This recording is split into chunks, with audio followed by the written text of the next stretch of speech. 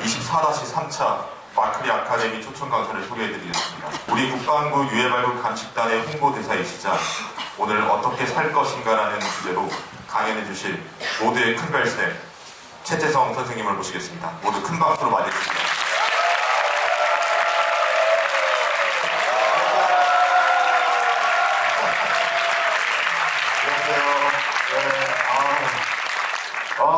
만나 반갑습니다. 네. 잘들 계셨죠? 네. 진짜 또 이렇게 현충방에서 여러분들 뵐 수 있어서 영광이고요. 오늘 여러분들하고 좀 의미 있는 그런 시간을 한번 가져볼까 합니다. 여기서 지금 근무하시는 거예요? 그렇구나. 군복이 참 좋네요. 네. 좋네. 자, 오늘 여러분들하고 역사 이야기를 한번 좀 나눠볼 텐데, 제가 오면 항상 이분들이 같이 오시거든요. 혹시 이분들 아세요? 이분들 혹시 아세요?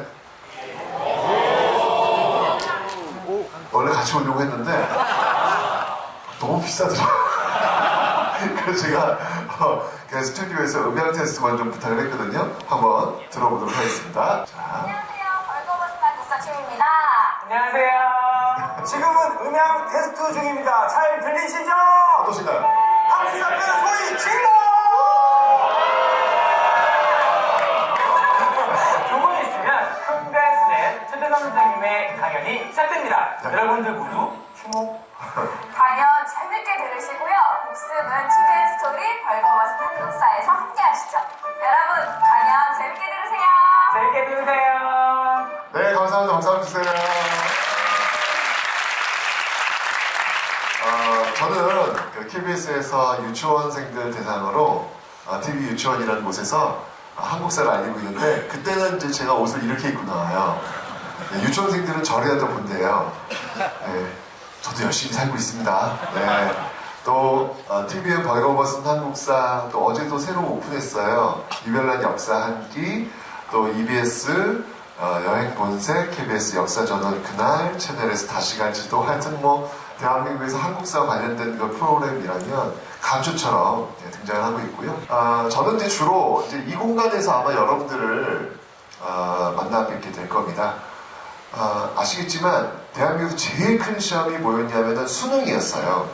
수능을 한 해에 한 49만 명 정도 응시를 하는 큰 시험이었는데, 요 근래에 수능보다 더 큰 시험이 하나 생겼습니다.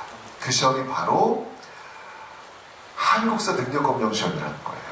왜냐면 이 한국사 능력검정 시험 한 해에 많을 때 60만 명. 이전 재밌는 게 뭐냐면 시험을 보는 것보다 접수하는 게 더 어려워요. 이게 1년에 4번 보는데 이번에 8월달에 시험이 있었잖아요.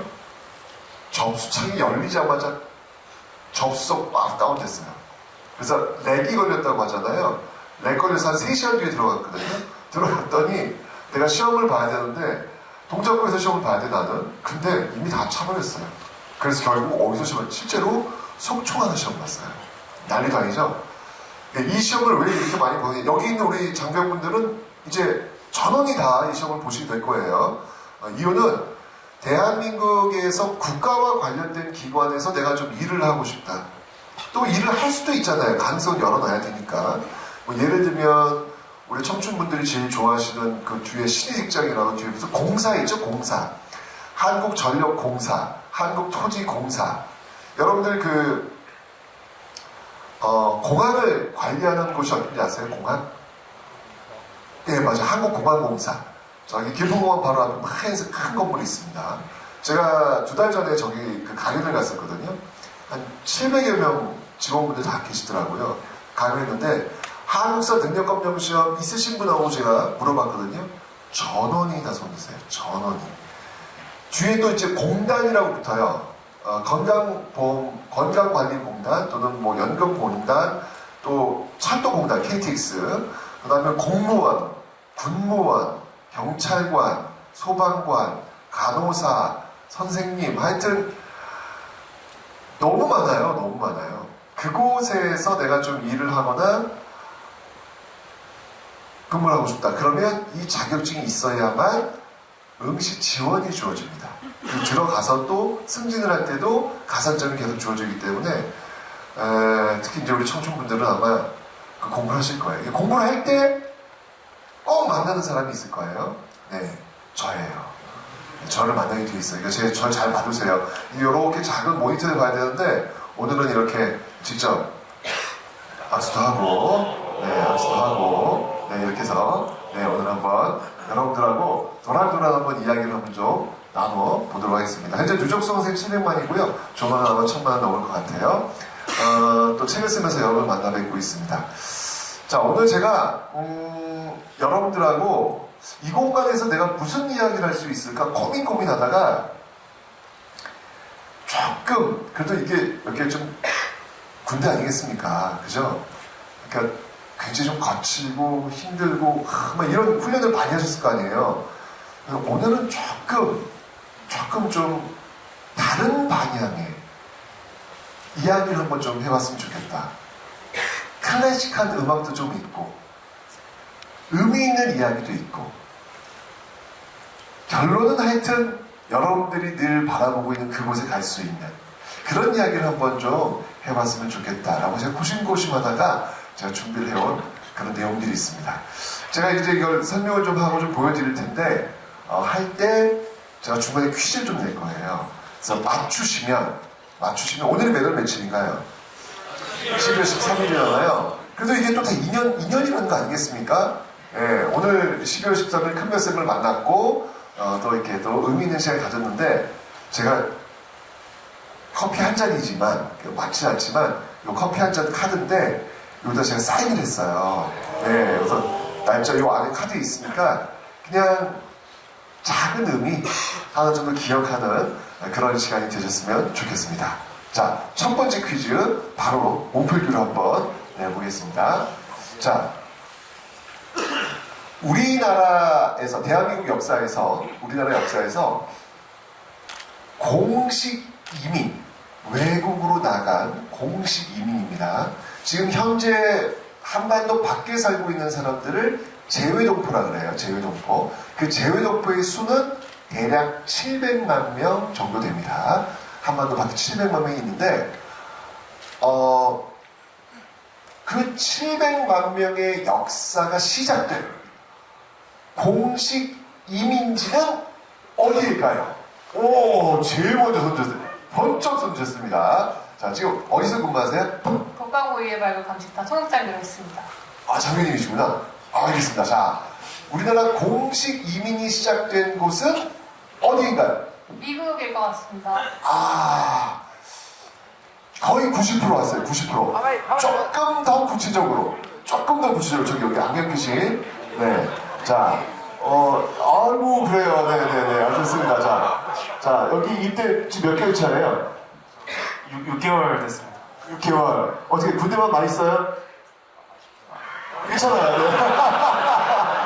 한참 먹어야 될 나이이기 때문에 먹어도 배고플 거예요. 좋습니다. 자, 공식 이민이 시작된 그곳은 어디인가요? 미국 하와이. 정답! 아, 네, 좋습니다. 네, 맞습니다.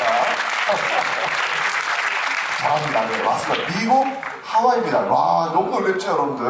뭐, 우리 신혼여행의 성지, 뭐, 서핑, 뭐, 이런 거 딱 떠올 그 하와이가 우리나라 공식 이민의 첫 출발. 1902년 12월 23일 출발해서 1903년 1월 13일 날 하와이 호놀룰루항에 들어갑니다. 이때 호놀룰루항에 들어왔던 인원은 102명.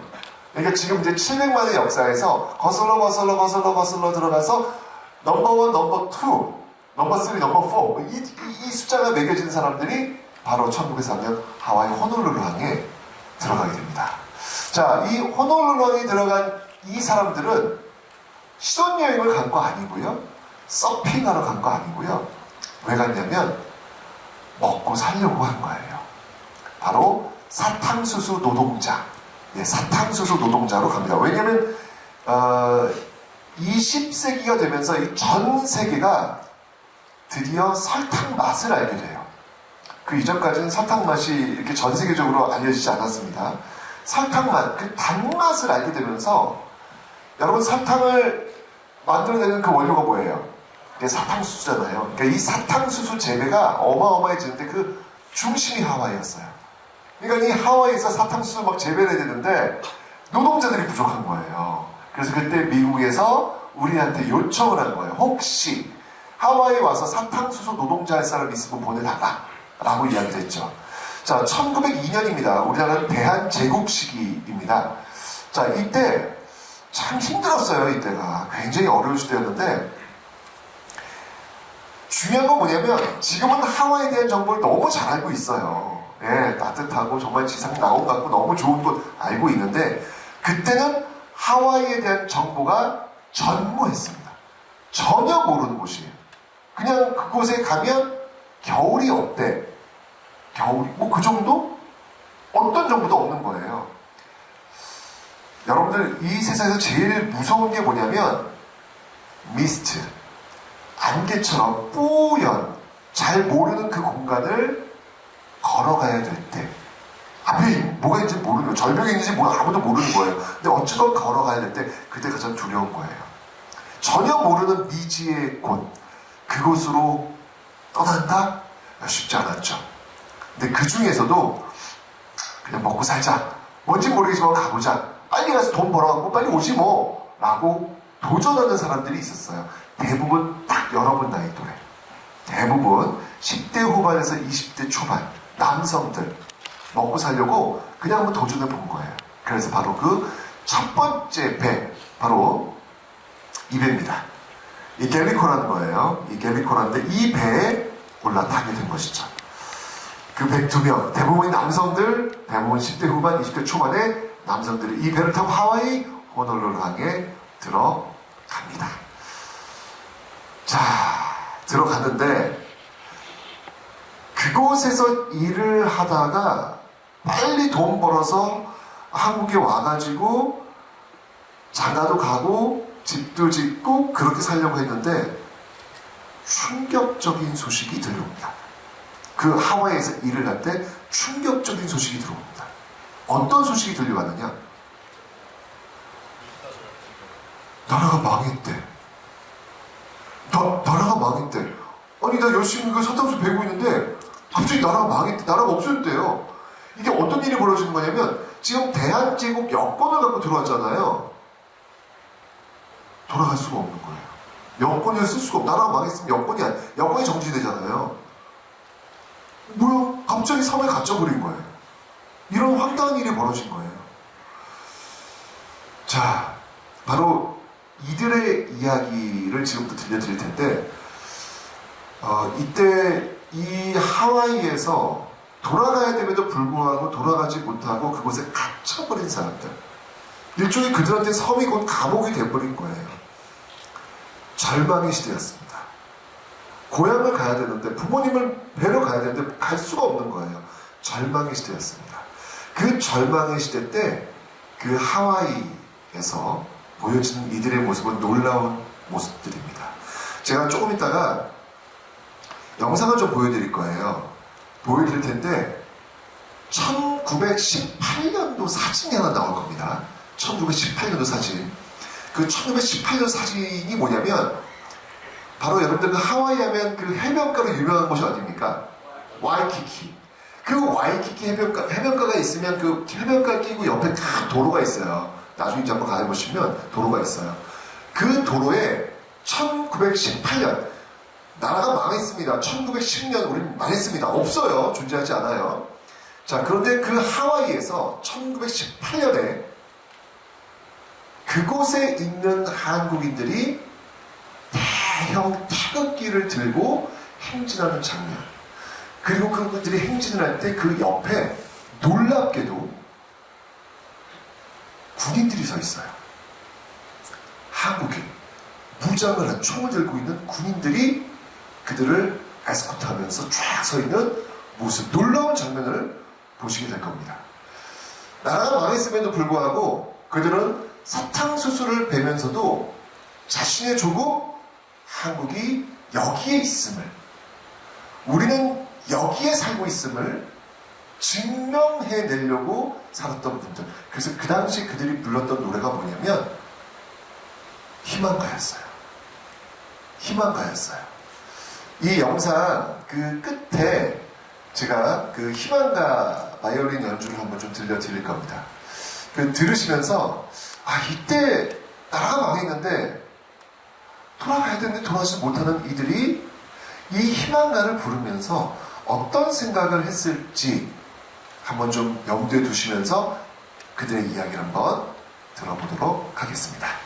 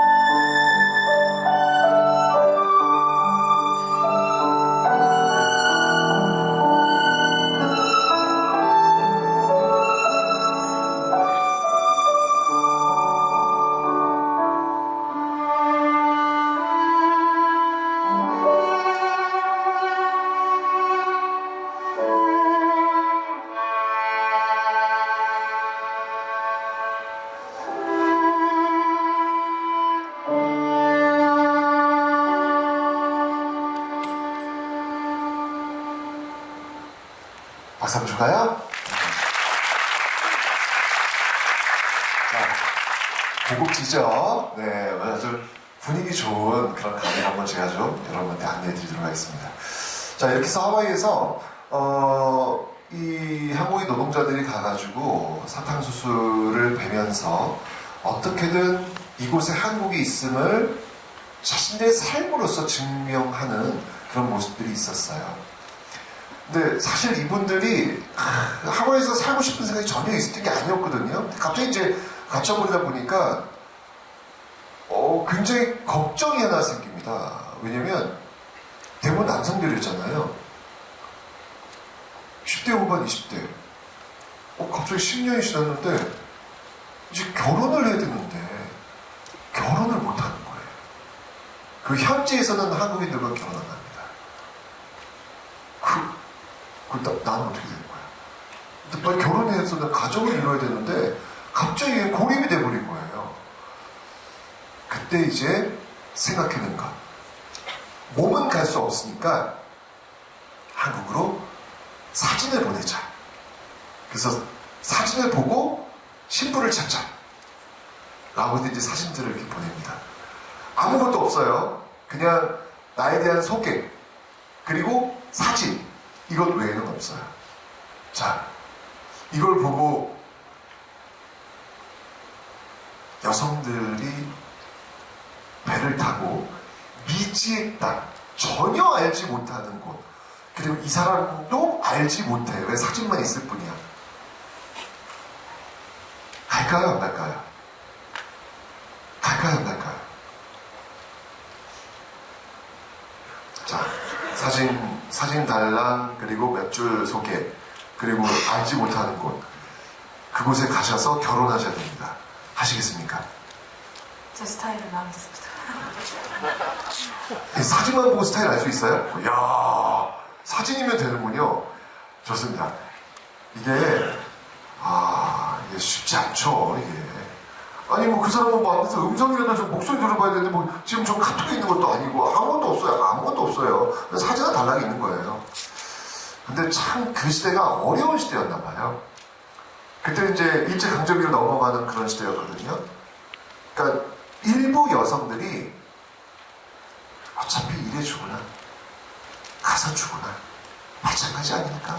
라고 하면서 진짜 사탕수수 노동자가 되기 위해서 갤리코에 탔던 남성들처럼 도전을 한번 해본 거예요. 도전을 한번 해본 거예요. 주로 10대 여성들, 지금으로 보면 고등학생쯤 되는 친구들이에요.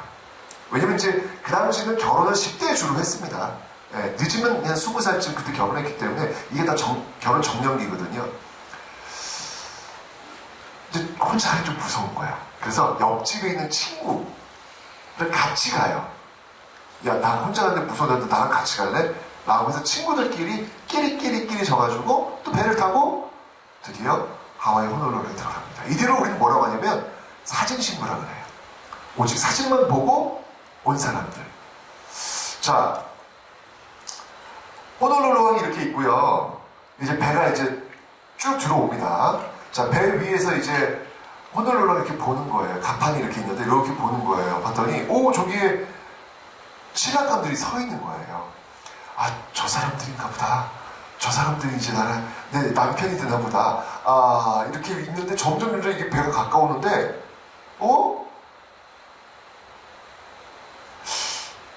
내가 생각했던 남자들이 아니고 할아버지들이 이렇게 서 계신 거예요. 할아버지들이 시아버지인가? 점점 다가올수록 선명해지는데 사진 속 남자는 한 명도 없어. 다 얼굴 새까맣고요. 그냥 너무 나이가 많아 보이는 사람들만 있는 거예요. 저 사람들이 아닌가?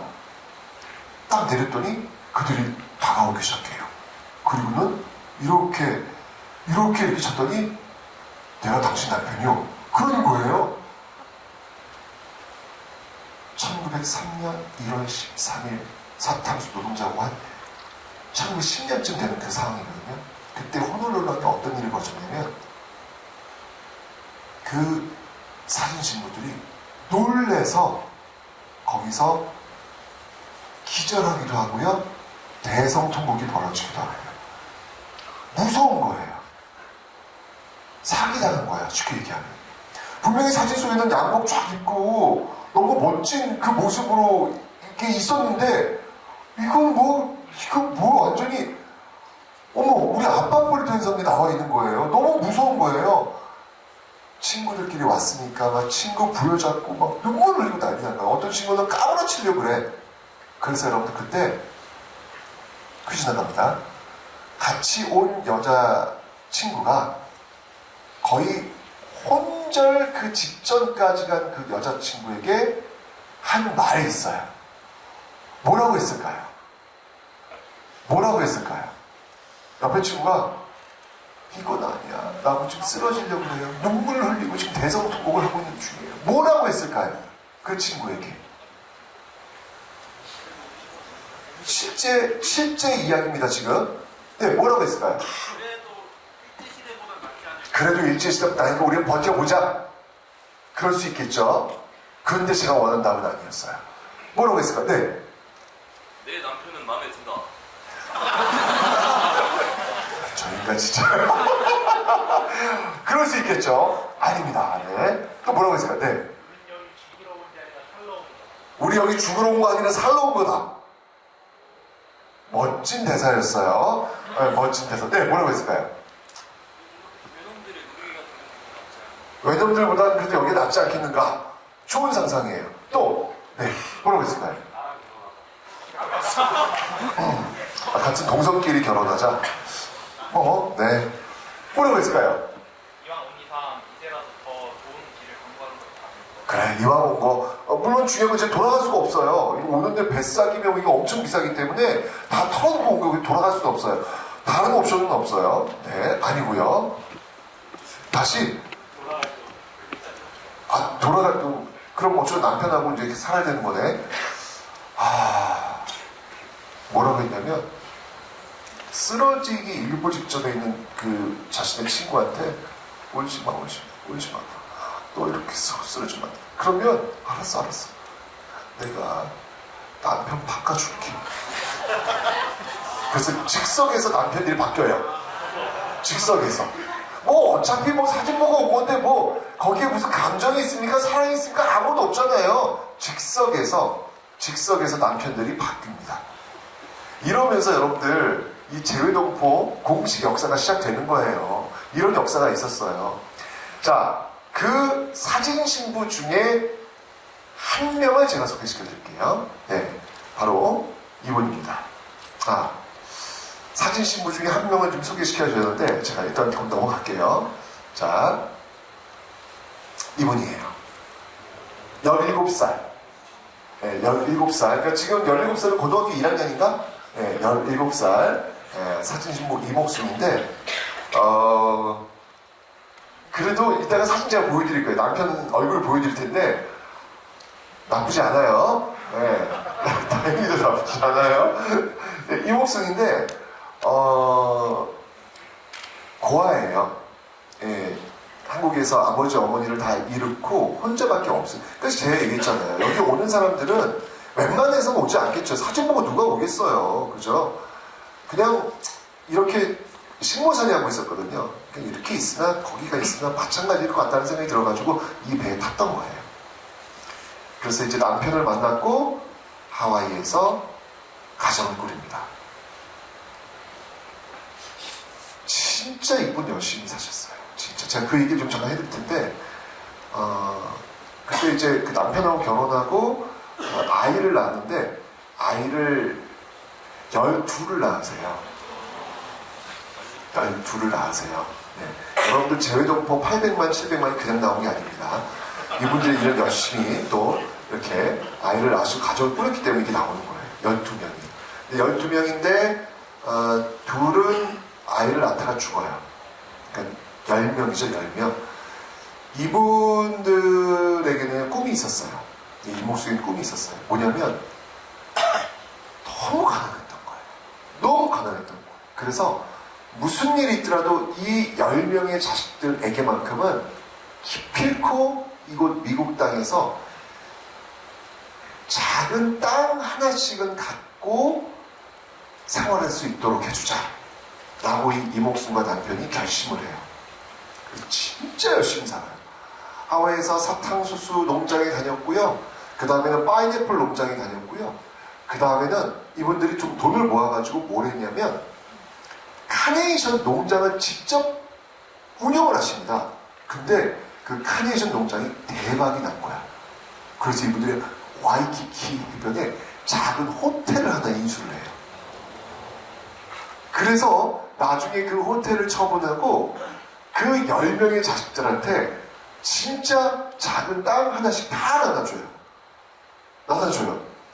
그 땅에 살고 있는 바로 이 이목순의 손자. 지금 이제 하와이 대학교 영문학과 교수로 계세요. 그분이 지금 살고 있는 집이 바로 이 할머니 이목순이 나눠준 그 집에 여전히 지금 살고 있습니다. 이 이야기를 어떻게 지금 이렇게 자세히 알고 있냐면 바로 그 교수, 이 교수님 성함이 게리박인데요. 그 게리박 교수님이 할머니의 역사를 쫙 적어놓은 거예요. 할머니의 역사를. 그래서 우리가 지금 그 사실을 알고 있는 겁니다. 정말 평범한 사람이에요. 그냥 역사적 위인도 아니고요. 평범한 사람이에요. 그런데 이 평범한 사람의 이야기를 따라가다 보면 우리의 근현대사가 그대로 나옵니다. 그래서 좀 따라가 볼 거예요. 자, 이 이목순이 지금 이곳에서 생활했던 어떤 그 모습들을 제가 보여드릴 텐데 맨 마지막에 노래를 하나 또 들려드릴 거예요. 근데 이 게리박 작가가 이 영문학과 교수인데 한국어를 못하세요. 이제 이민 3세대가 되니까 한국어를 못하셔서 영어밖에 못하는데 딱 하나 하는 게 있어요. 그게 뭐냐면 오빠 생각이라는 노래를 한국어로 할 수 있어요. 듬뿍 세 이걸 해요. 이걸 왜 하냐면 어렸을 때 이목순 할머니가 자장가로 늘 불러줬던 그런 노래라서 이거는 외울 필요가 없는 거죠. 그냥 몸에 기억을 하고 있는 거예요. 자, 그 오빠 생각을 누가 연주할 거냐면 음악에 좀 조예가 있으신 분들 아마 깜짝 놀라실 텐데 세계적인 비올리스트입니다. 이분도 이민 세대예요. 리차드 용재호님. 아시는 분은 좋아요. 음악 좀 아시는 분이에요. 그 리차드 용재호님이 연주를 할 겁니다. 아주 여러분 오늘 귀가 아주 그냥 호사를 누리실 거예요. 자, 이목순이 살아온 그 삶을 한번 들어가 볼 텐데 그 사진들이 나올 거예요. 이목순. 이제 보면 이제 점점 가족들이 막 불어나. 엄청난 대가족이 이루어지는 그런 모습을 볼 거고 맨 마지막에는 게리박 손자가 정말 4살 때 아주 조그만 때 할머니가 이제 키우는 사진이 나와요. 그리고 그 옆에 바로 어떤 사진이 나올 거냐면 게리박이 대학생이 되어가지고 할머니도 훨씬 더 키가 커져요. 그 모습을 한번 좀 보면서 하와이에 사진 하나 달랑 들고 왔던 이목순이 어떤 인생을 살았는지 그 내용을 한번 일단 들어보도록 하겠습니다. 자, 보시죠.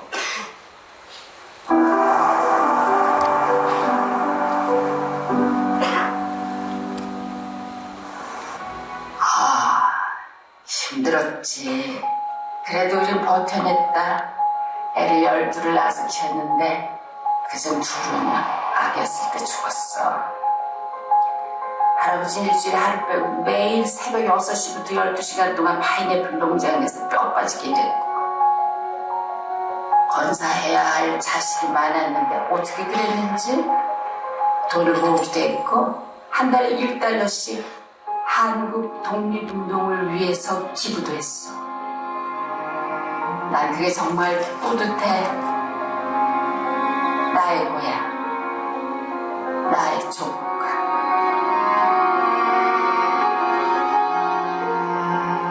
네 할아버지하고 난 작은 농장을 임대해서 생활을 부려봤어. 집 근처에 그냥 물냉이가 아주 가득했어. 그 물냉이로 여러 가지 음식을 해먹었어. 사정이 날 때 한 달에 한 번 정도 고기도 상에 올라왔어. 야채는 다 직접 키웠고 정어리, 통조림, 쌀 그런 거 농장에 상점에서 구했어. 밭에서 뽑은 배추를 김치를 담글 땐 필리핀 사람들 음식 방어 알지? 그걸로 양념을 썼다? 할아버지는 가끔 포르투갈 사람들이 먹는 명태도 사왔어. 그 명태 껍질을 벗겨서 만든 북어 반찬을 찬물에만 밥에 곁들여서 먹곤 했어. 정말 맛있어. 식구들 밥그릇을 밥으로 가득 채울 수 있어서 행복했지. Later, I became a writer, and I asked Halmini to tell me more about her life. 아니 게리야, 내 얘기 쓰지 마. 아무도 궁금해하지 않아. 나 말고 영광스러운 삶을 살았던 사람들 얘기했어, 게리야.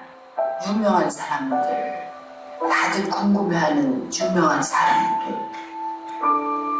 그리고 성자, 큰 다리를 건설한 엔지니어, 아니면 높은 건물을 설계한 건축가, 그리고 부자. 나를 많이 갖고 있는 부자에 대해서 난 쓰지 마. 난 그냥 가난한 동부 아내야. 내 끼니를 차리는 것만으로도 어려웠어. 배고픔, 구역감, 그리고 당혹감. 애들 학교 점심값으로 줄 돈이 땡전 한 푼 없을 때가 많았어. 그리고 아무것도 먹이지 못한 채 자식을 학교에 보내야 했던 아픔. 그리고 고통? 난 줄 게 아무것도 없는데 뭐라도 먹고 싶어 하는 비쩍 마른 몸. 그 자식들을 보는 깊은 고통에 대해서 쓰지 말아줘. 세상을 제대로 만나기도 전에 떠나보내야 했던 내 자식들, 그 끔찍함에 대해서 쓰지 마. 그래도 꼭 쓰고 싶으면 할머니 기쁨에 대해서 써. 학교 졸업하는 손주들을 지켜보았던 기쁨. 너 그리고 네 사촌들을 먹이기 위해서 내 검은 주물 프라이팬에 스테이크를 구울 때 그때 그 기쁨. 너희들이 그걸 먹는 걸 지켜보는 기쁨에 대해서. 너희들이 크고 강해지는 걸 지켜보던 기쁨. 그리고 네가 고등학교를 졸업하고 본토 큰 대학에 가는 걸 지켜볼 수 있었던 행복에 대해서. 내 손주들이 어릴 때 할머니가 불러주는 노래를 들으면서 고온이 잠드는 모습을 지켜보는 그 행복에 대해서 써주려.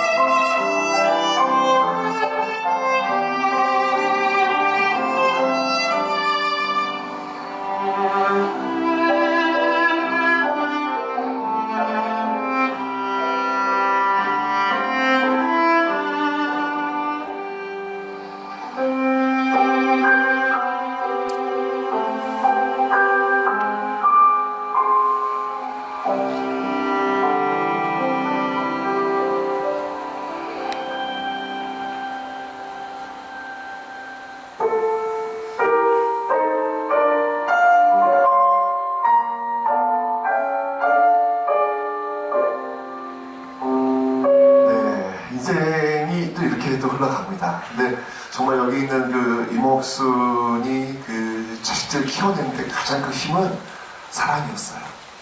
사랑으로 어떻게든 이 아이들을 한번 키워보겠다라는 마음으로 일생을 살아오신 그 흔적입니다. 그런데요, 이들을 이렇게 키워내고 이들을 이렇게 버틸 수 있는 그 힘, 사랑, 이 사랑이라는 게 오직 가족에게만 국한된 것은 아니었습니다. 여러분, 이분들은 잘 아시죠? 안중근, 이봉찬, 윤봉길. 우리 그 독립운동사 역사에서 한 획을 겪었던 분들인데, 우리가 참 이렇게 항상 결과만을 보고 있으니까 놓치는 게 있어요. 뭐냐면, 자, 안중근이 쏜 그 총, 그리고 안중근이 법정에 섰을 때 그 변호인단의 구성, 여기 있는 이 이봉천과 윤봉길에게 주어진 폭탄, 이거 그 당시에 어마어마한 비용이 드는 거거든요. 이들이 된 비용이 아니에요. 누군가 안중근과 윤봉길과 이봉천이 활동할 수 있는 모든 자금을 댄 누군가가 있단 말이에요. 제가 이 책을 옛날에 읽을 때 깜짝 놀랐던 그 페이지가 하나 있습니다. 그게 뭐냐면, 여러분들 그 백범 김구 선생 있지 않습니까? 백범 김구 선생이 쓴 책이 있어요. 퀴즈예요. 뭐예요? 너무 쉽죠? 네, 너무 쉽죠? 네, 너무 쉽죠? 네, 자, 맨 먼저 손 드셨으니까 제가 기회를 드릴게요. 자, 백범 김구 선생이 쓴 책의 이름은 무엇입니까? 백범일지입니다. 정답, 박수 주세요. 네, 맞습니다. 네. 거기에 보면, 아니, 난 진짜 어렸을 때 옛날에 이걸 책을 읽는데 너무 뜬금없는 얘기가 나오는 거예요. 그래서 뭐지? 맥락이 없어. 어떤 얘기냐면, 바로 이 얘기가 나옵니다. 내가 죽을 때 미주 하와이 동포들을 만나고 돌아오다 그 산, 바다에서 영원히 잠든 것이 작은 소망이다. 아니, 백범일지 있다가 갑자기, 아니, 김우수님이 무슨 하와이 서핑하러 가실 건가? 왜 여기 뜬금없이 하와이가 나올까? 라고 어렸을 때 생각한 적이 있었어요. 근데 그 이유가 있었어요. 뭐냐면, 여러분, 1919년 3.1운동으로 대한민국 임시정부가 설립됩니다. 여러분, 정부가 돌아가려면 뭐니도 뭐가 있을까요? 뭐가 필요할까? 머니가 필요합니다. 돈이 필요합니다. 근데 이 돈을 어떻게 구할까 고민을 하다가 그때 정부에서 채권을 발행해요. 대한민국 임시정부에서 채권이라고 하는 건 뭐냐면, 나중에 돈을 줄 테니까 일단 지금 돈을 좀 빌려달라. 그 증서, 그게 채권이에요. 채권을 발행해요. 이 채권을 우리는 뭐라고 하냐면 독립공채라고 합니다. 독립공채. 이때 대한민국 임시정부가 25만 달러 채권을 발행을 해요. 발행을 하는데, 자, 여러분들이 지금 외국인이에요. 이거 해외 채권이거든요. 외국인들이에요. 외국인들이면 여러분들은 이 채권을 사시겠습니까? 안 사시겠습니까? 사면 미친놈이죠. 아니, 솔직히 지금 대한민국 임시정부가 그래요. 어떤 정부의 어떤 그 형태를 갖고 있다고 하지만 일단 실체가 있어요, 없어요? 없어요. 나라 망했잖아요. 나라 망했는데 지금 없어. 그런데 이들이 누군지도 몰라. 근데 그들이 나중에 나라가 독립이 되면 그때 돈을 주겠다는 거예요. 그리고 종이 주고 돈 달래요. 어느 외국인이 이걸 사겠어요? 이거는 깡통 채권 또는 사기 채권 내 일환입니다. 누가 사겠습니까? 그죠? 근데 여러분들 25만 불을 발행했는데 기적이 생겨요.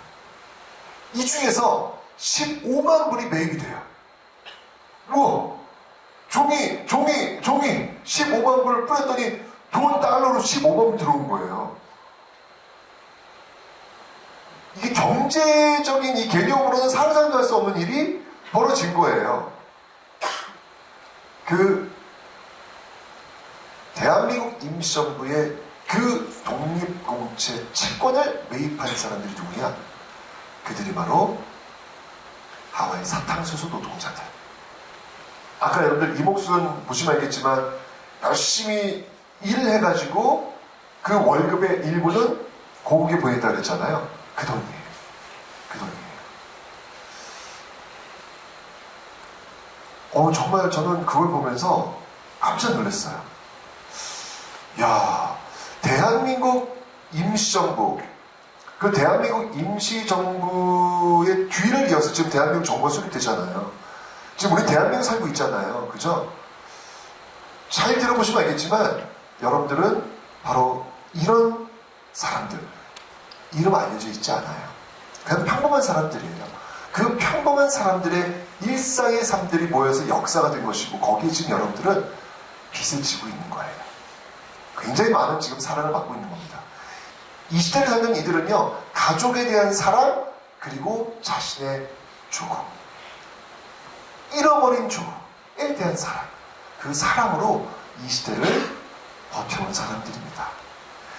광복됐을 땐 여러분들 계속 조국에 돈을 보이다 광복된 거예요. 드디어. 그 다음엔 이들이 이 돈을 어디에 보냈냐면 광복된 대한민국에선 이제 교육이다 라고 해서 이 교육 쪽으로도 돈을 보내요. 그래서 만들어진 대표적인 대학교가 인천의 인, 그들이 떠나온 곳이 인천이잖아요. 그죠? 하와이의 하 합쳐서 인하대가 만들어진 게 그런 거예요. 그러니까 정말 대단하다 라는 생각이 듭니다.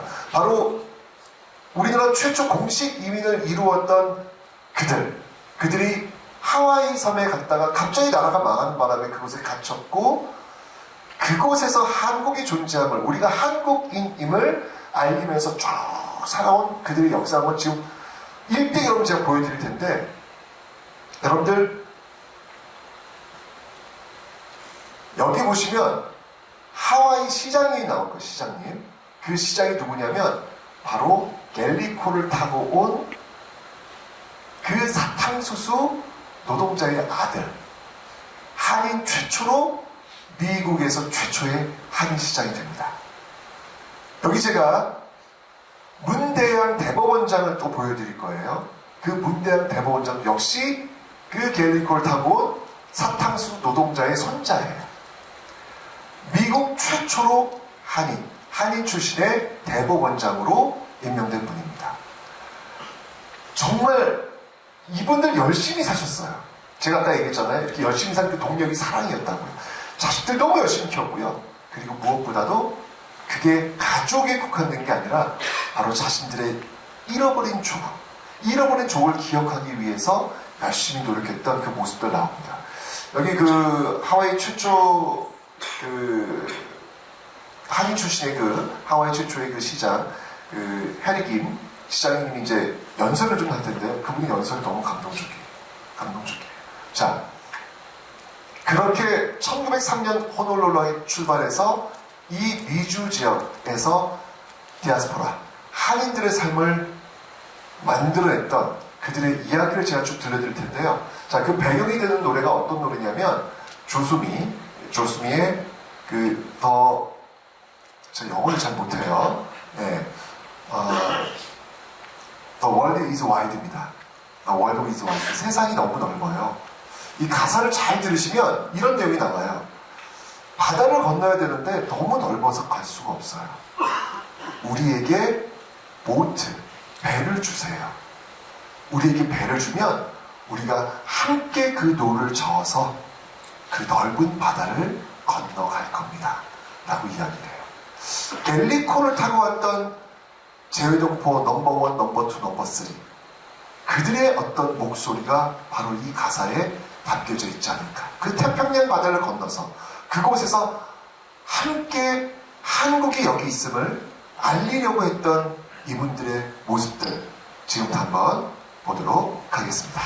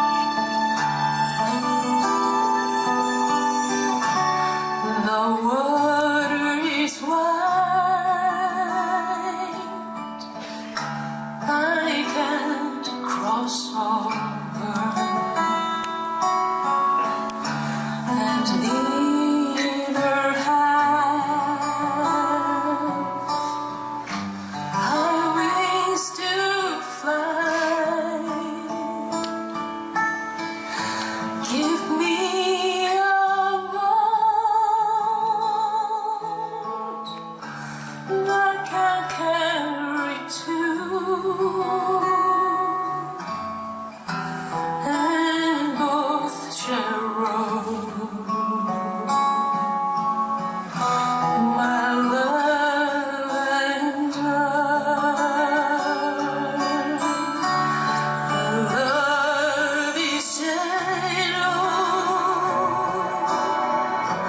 and love is kind. The sweetest flower when first. Sammy lets loose with his most brilliant effort, a running forward 3.5 somersault. And Sammy Lee, whose parents were born in Korea, becomes the first two-time winner in Olympic diving history. And was cold and fades away like morn and dew.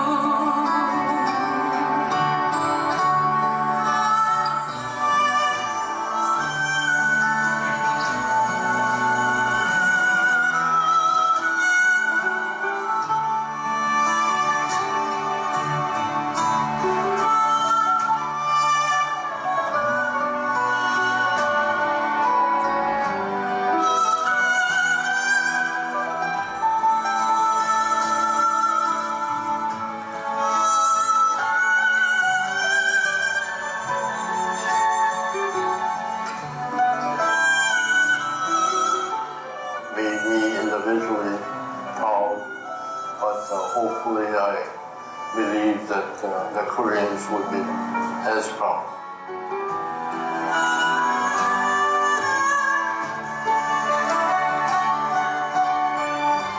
The water is wide. We are Americans and proud Americans. Because of our ethnicity and our heart, we are from our home country. And my home country is Korea. Neither have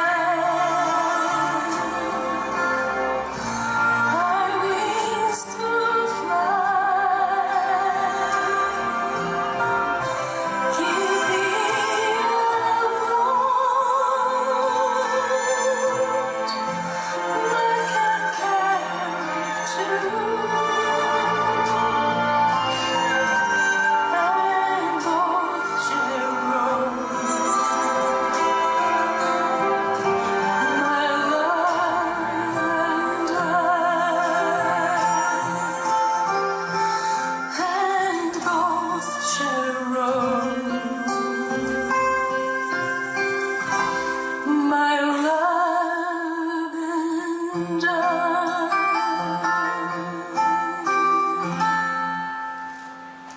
이분들께 박수 한번 드릴까요? 네.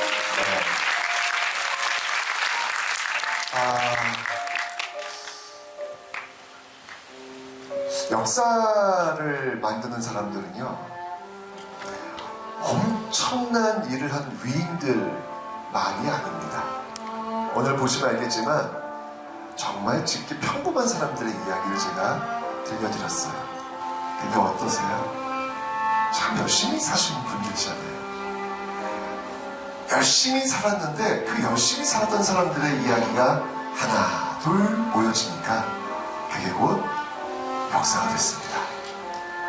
제가 참 좋아하는 시가 있는데요. 그 시를 한번 읽어드릴까 합니다. 위대한 삶이란 위대한 일을 하는 것이 아니다. 작지만 위대한 사랑으로 생애 끝까지 밀고 나가며 세상을 조금씩 변화시키는 것, 그것이 바로 위대한 삶이다. 오늘 제가 들려드린 그 이야기들이 바로 그 위대한 삶을 살았던, 그 작지만 위대한 사랑으로 열심히 살았던 사람들의 이야기가 아닐까라는 생각이 들어요. 여러분, 역사를 왜 배운다고 생각하십니까? 아까 봤던 한인 최초로 미주 대법원장이 된 이 문대양 대법원장, 사탕수수 노동자의 손자, 사진 신부의 손자로서의 이 문대현 대법원장이 나이 79세가 되었을 때, 그리고 그 다음에 돌아가시는데 79세가 되었을 때 인터뷰를 해요. 인터뷰를 하는데 뭐라고 얘기를 하냐면 질문이 이거였어요. 인생 살아오시면서 가장 두려운 순간이 언제입니까? 라는 질문을 합니다. 여러분들, 제가 여쭤볼게요. 여러분 인생 살면서 가장 두려운 순간은 언제일 것 같습니까? 한번 좀 나름대로 한번 생각해 보세요. 궁금했어요, 저는요. 80평생을 살아오면서 거대한 족적을 남겼던 이 문대양이라는 사람이 인생의 끝자락에 와서 가장 두려운 순간은 언제입니까? 라는 질문에 무슨 대답을 할지 너무 궁금했어요. 그가 한 10초 정도 정리를 하더라고요. 인터뷰 제가 봤거든요. 그리고 이야기한 말, 저 너무 충격을 받았어요. 그가 가장 두려워한 순간은 바로 내가 이 사회에 어떠한 기여도 하지 않고 사라지는 것, 그게 가장 두려운 순간이었습니다 라고 이야기를 하더라고요. 이분이 이런 이야기를 할 수 있던 건 뭐냐면 바로 자신의 할아버지, 아버지, 할머니, 어머니의 그 역사를 알고 있기 때문에 그런 거예요. 이곳에 헐월다신 와가지고 사탕수수 베면서 파인애플 캐면서 모든 것을 내놓으면서 자식들 열심히 키웠고 잃어버린 나라 되찾기 위해서 열심히 살았던 그들의 역사를 정확히 기억하고 있었기 때문에 아는 거예요. 내가 많은 것을 받았다는 걸. 내가 이 대법원장이라고 하는 이 위치에 있는 거 내가 혼자 잘나서 이곳에 있는 것이 아니고 많은 사람들의 연대, 많은 사람들의 사랑, 그 결과로 내가 이곳에 있다는 것을 너무 잘 알고 있는 거예요. 그래서 그는 혹시 내 이 많은 것을 받은 내가 아무것도 기여하지 않고 사라지는 거, 이것처럼 부끄럽고 이것처럼 나를 초라하게 만드는 그 순간이 없을 것이라고 판단했던 겁니다. 여러분, 우리 사회에요, 요즘 잘 둘러보세요. 잘난 사람들이 참 많이 있습니다. 저는 그 잘난 사람들이 많았으면 좋겠다는 생각이 들어요. 그런데 그 잘난 사람들 잊지 않아야 돼요. 자신의 지금의 이 시간과 이 공간을 위해서 그 누군가는 땀 흘리고 피 흘리고 인생을 내놨던 사람들이 있음을 잊으면 안 돼요. 여러분들, 나라가 망할 즈음에 우리나라에서 엄청난 부자가 있었어요. 이분은 땅 부자예요. 이분의 땅은 남양주에서 걷기 시작해가지고 언제 이분의 땅이 끝나냐면 서울 동대문에 와서야 그분 땅이 끝나요. 지금 땅값으로 계산하면 약 3조 가량이 됩니다. 3조의 사나이예요. 어마어마한 부자. 근데 이분이 나라가 망할 때, 경술국시 때 이 재산을 다 처분합니다. 다 처분합니다. 그리고 그 돈을 가지고 만주로 갑니다. 그 만주에서 바로 독립군을 양성하는데 그 돈을 다 내놓습니다. 이 사람은 바로 이석영이라는 분입니다. 많이 알지 못해요. 많이 알지 못해요. 이 이석영이 이 독립군 양성에 쏘았던 이 3조의 가량, 이 엄청난 돈으로 만들어진 그 학교가 바로 신흥무관학교. 그 신흥무관학교의 역사가 지금 대한민국 육군의 역사로 연결이 되고 있지 않습니까? 이 이석영 선생이 1934년에 돌아가세요. 근데 이분이 돌아가실 때 그 병명이 뭐였냐면 아사예요. 아사가 먹을 게 없어서 영양실조로 굶어 죽은 겁니다. 그리고 그것도 아주 외롭고 고독하게. 우리는 그래서 여전히 지금 이석영 선생의 시신을 찾지 못하고 있어요. 그분에게 꿈이 있었어요. 그 꿈은 바로 뒤에 오는 사람들에게만큼 식민지 조국의 백성으로 살지 않게 하기 위한 것. 그 꿈 하나로 그분은 그 모든 재산을, 그리고 자신의 삶을 다 내놓으신 겁니다. 그분의 꿈이 뭐예요? 바로 지금 여러분들의 시간과 이 공간, 그가 꿈꾸었던 시간과 공간, 그 안에 지금 여러분들이 앉아 계신 거예요. 역사를 공부하는 이유는요, 내가 지금 있는 이 시간과 공간이 오로지 나만의 능력으로 있는 것이 아니라는 사실을 알아버리기 위해서 우리는 역사를 배운다라고 저는 믿습니다. 여기 있는 여러분들, 특히 구비단 소속 여러분들, 어찌 보면 평범한 사람들의 삶일 수 있어요. 그분의 삶의 여정을 찾아가는 그 모습들을 지금 여러분들은 하고 계신다고 저는 믿습니다. 이 대한민국을 위해서 모든 걸 내놓으신 분들이에요. 근데 그분들 아직도 가족의 품으로 가고 있지 못하는 분들이 너무 많습니다.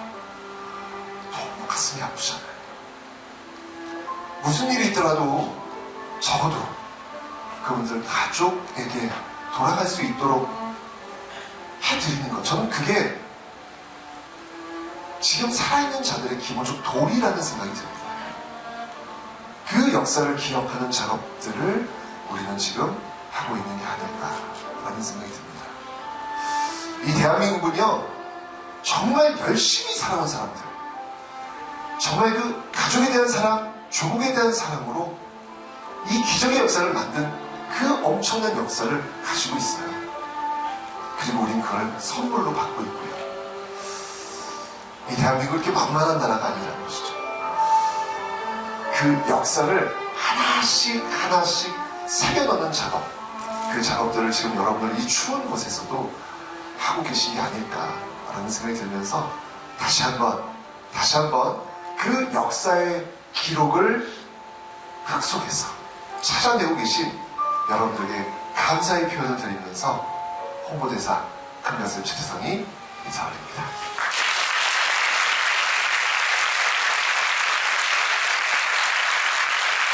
자, 오늘 제가 작은 선물이 한 3장도 나왔는데 혹시 오늘 이 강연을 들으시고 질문도 좋고요, 소감도 좋고요, 뭐든 좋습니다.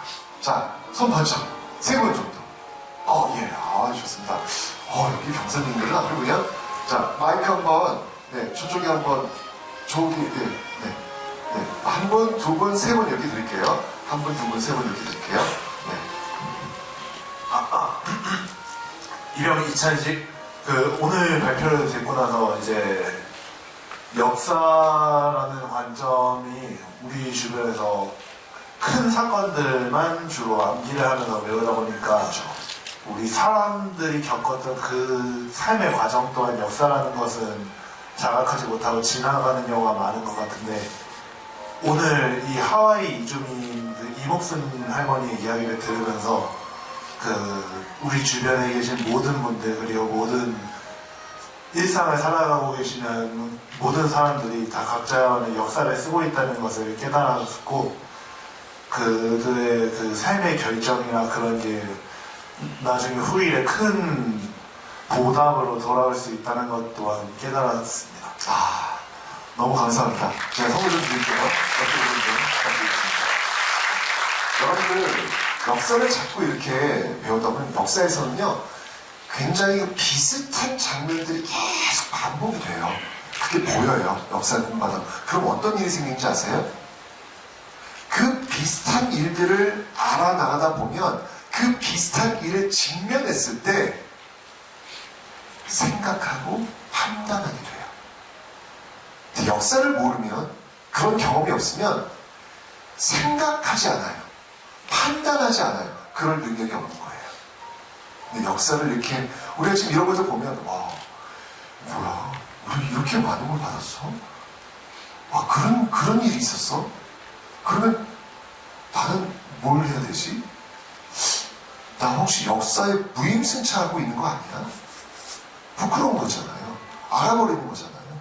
역사를 배우는 이유가 바로 이런 어떤 생각하고 판단할 수 있는 그런 능력들을 주기 위해서 우리는 계속 역사를 배우는 게 아닐까라는 생각이 듭니다. 아주 그와 관련된 소감 너무 감사했습니다. 네, 그 뒤쪽에 아까 손 드셨던 분. 네. 그리고 저 뒤쪽으로 한번 가볼게요. 네. 네, 일병 한지입니다. 네. 오늘 강의 너무 정말 잘 들었습니다. 또 이렇게 좀 신선한 내용으로서 이렇게 알찬 강의 구성해 주신 점에 먼저 너무 감사드리고요. 또 이렇게 역사를 바라보시는 시각이 확실히 다른 사람들에 비해서 더 많은 것들을 알고 계신 것 같고 그런 점에서 많이 존경하고 있습니다. 아, 감사합니다. 저 또한 역사 교사를 좀 지향하고 있는 사람으로서 또 많은 감동을 받게 된 바가 있었는데 혹시 지금 앞으로 대한민국의 역사 교육이 걸어가야 될 길에 대해서 어떤 조언이나 이런 방향으로 나아갔으면 좋겠다는 그런 추천, 그런 점들 혹시 한번 알려주실 수 있을지. 좋아요. 너무 좋은 질문인데 제가 좀 용기를 내서 좀 말씀드려볼게요. 이게 사실 이렇게 군인분들 앞에서 이런 이야기를 좀 제가 드려야 될지 모르겠지만 신기심인 만큼 이해를 한번 드려볼게요. 여러분들 1980년 5월 18일 광주에 개헌군이 들어갑니다. 그죠? 잘 보세요. 그 영상을 보시면 그때의 개헌군은요 4글자로 정리할 수 있어요. 일사불란이에요. 일사불란. 이거 며칠 전 2024년도 12월 3일에 국회에 개헌군이 들어갑니다. 보셨죠? 주저주저예요. 일사불란과 주저주저. 40여 년 동안 왜 이런 변화가 있을까? 저는 역사를 하는 사람이니까 역사적으로 한번 접근을 해봤어요. 첫 번째, 40년 동안 정권 교체가 있었어요. 80년 이전까지는 실질적 정권 교체가 없었어요. 그런 비슷한 사례가 없는 거예요. 없으니까 명령 나왔으면 가는 거예요. 그냥 생각하지 않아요. 판단하지 않아요. 가면 돼요. 그런데 정권 교체의 그 과정을 보면서 바뀌어버리면 이 세상이 바뀌는 거예요. 어떻게 된 거야? 이런 경험들을 해본 거예요. 두 번째, 40여 년 동안 우리가 한 게 뭐냐면 민주주의 역사교육이에요. 여러분들 여기 장면들 다 아시겠지만 수능 보셨죠? 수능 한국사 20문항 중에서 19번 문제는 무조건 4.19, 5.18, 6월 항쟁 시험 문제 나오도록 되어 있어요. 대한민국 정부에서 정한 기준이에요. 19번 문제는 무조건 민주주의 문제 내라는 거예요. 교육과정도 정확히 나와 있습니다. 한국사 능력검정 시험 50문항 나와 있죠? 49번 문제 무조건 4.19, 5.18, 6월 항쟁 문제 내도록 되어 있어요. 왜? 교육부에서 내라는 거예요. 50번 문제는 통일 문제. 수능 한국사 20번 문제 통일 문제. 이게 정해져 있어요. 사실 이제 학교 교육이라고 하는 게 따분하고 역사 재미없고 뭐 이렇지만 그리고 다 까먹어요. 근데 중요한 건 뭐냐면 40년 동안 우리 그걸 했고 몸에 기억을 하고 있는 거예요. 80년 이전까지 그런 교육이 안 돼 있었는데 40년간 그런 교육을 한 거예요. 저는 그래서 오히려 저는 희망을 보고 있습니다. 생각하고 판단할 수 있는 그 교육이 그래도 대한민국 공교육에서 수능을 통해서 학능감을 통해서 이루어지고 있구나 라고 하는 어떤 그런 생각. 저는 그래서 지금 말씀드리는 거예요. 민주주의 교육, 역사 교육 이게 왜 중요한지 다시 한번 그게 첫 번째 질문과 연결되는 거예요. 우리가 생각할 수 있고 판단할 수 있는 그 기준을 어느 위치에 있건 그 자리에 부합한 기준점을 제시할 수 있기 때문에 우리는 계속해서 민주주의와 역사 교육을 해야 된다는 당위성을 다시 한번 이 모습들을 통해서 보지 않나 라는 생각을 들으면서 두 번째 질문에 제가 답변을 드리겠습니다. 감사합니다.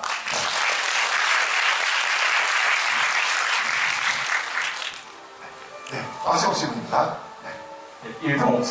일평옥승준입니다. 네. 이제 2019년도에 저희 동북아 역사재단의 독도체험관의 주니어 도슨트로서 이제 큰별쌤의 강의를 한번 들은 적이 있는데 아이고야 그 옛날에 거의 어렸을 때인데 그러면? 그렇습니다. 5년이 지나서 그러네요. 국내 신분으로 큰별쌤을 다시 만나니 되게 감회가 새로웠습니다. 반갑습니다.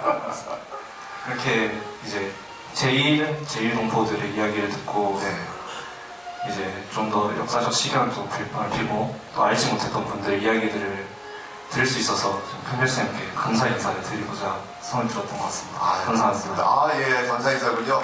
네, 감사합니다. 정말 제가 그래도 이 국유단 홍보대사 아니겠습니까? 그죠? 정말 무한 영광으로 제가 느끼고 있습니다. 무엇이라도 좀 이렇게 좀 해드리고 싶은 그런 마음도 있고 하니까요. 혹시 저한테 뭐 필요한 게 있으면 언제든지 말씀을 해주십시오. 우리 장병들 뭐 혹시 요즘 뭐 먹는 거 잘 먹죠? 네, 뭐 갑자기 밤에 뭐 치킨이 먹고 싶다거나 뭐 이러면 언제든지 전화 주세요. 제가 늘 쏠 준비되어 있습니다. 진심으로 너무 고마운 거예요. 제가 가서 봤는데 그 추운데 이게 땀하고 너무 감사하더라고요. 네, 너무 감사하더라고요. 네. 다시 한번 얘기했지만 여러분들은 역사의 한 퍼즐을 맞추는 그런 작업들을 하고 계신 분들이에요. 매일 땅을 파는데도 아무도 나오지 않은 그 허탈함도 분명히 거의 매일매일 그런 것들을 겪지 않을까요? 근데 그 허탈함 속에서 어느 한 분을 우리에게 찾아주었을 때 그건 곧 역사가 되는 거잖아요. 그죠? 그런 어떤 그 소명의식을 좀 가지시고 조금 힘드시더라도 저와 함께 같이 가시면 어떨까? 다시 한번 마지막으로 이 국유단 여러분께 감사합니다라는 말씀 드리면서 인사 올리도록 하겠습니다. 감사합니다.